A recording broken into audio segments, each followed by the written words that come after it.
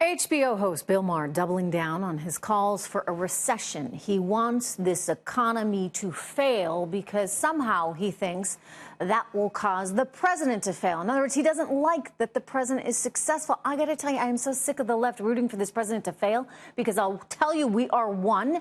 We are Americans, and if the president fails, America fails, which means everyone fails. So why on earth he'd be rooting for a recession is beyond me, unless he is just filled with so much hatred to this president that he does not care about anyone else in America. How selfish can you get? Joining me right now is Democratic strategist John Summers and Republican Senate candidate from Massachusetts, Geoff Diehl. Good to see you both. John Summers, you're a Democrat. Are you hoping for a recession?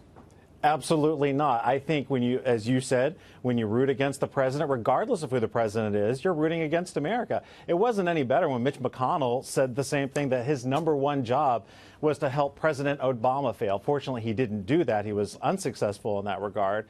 But what we're talking about here, this isn't something that I agree with, and it's not something that most Democrats that I know agree with either. Because it feels like, you know, when you get the likes of Maxine Waters, Geoff, out there saying that, you know, you should harass anyone that you see that works for this administration, they're basically crossing a line.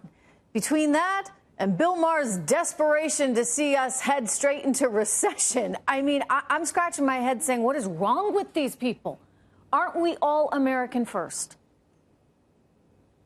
Yeah, Trish, you know, I think this is a slap in the face to the hardworking men and women across America.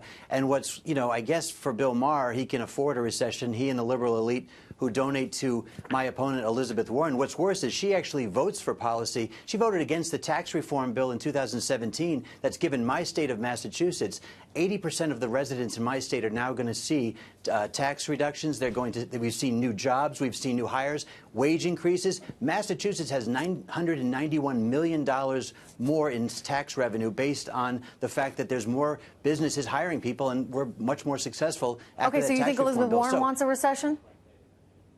You know, I'm not sure where she wants to go. You know, when Republicans were trying to reform health care, she said that it was blood money. She said people are going to die, and yet we know that health care is still unaffordable in the shape that it's in.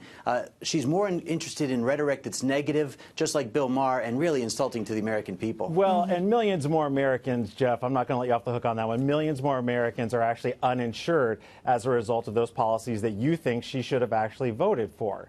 So, look, there's a big difference Many between are voluntarily John, she's There's a for big single difference payer, between which what is a completely comedian on unaffordable. TV says he wishes would happen and enacting policies where the consequences, one would hope, unintended consequences, are actually people suffering.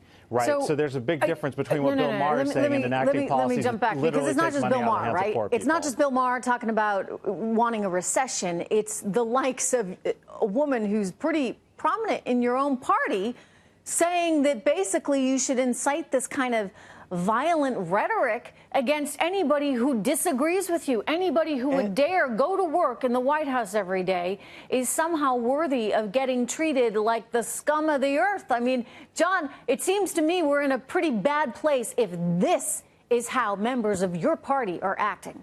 Oh, I think you're absolutely right. People shouldn't be doing that. That's why you saw Nancy Pelosi come out and say, we need better civil discourse here. And you know what? You know who could lead that change?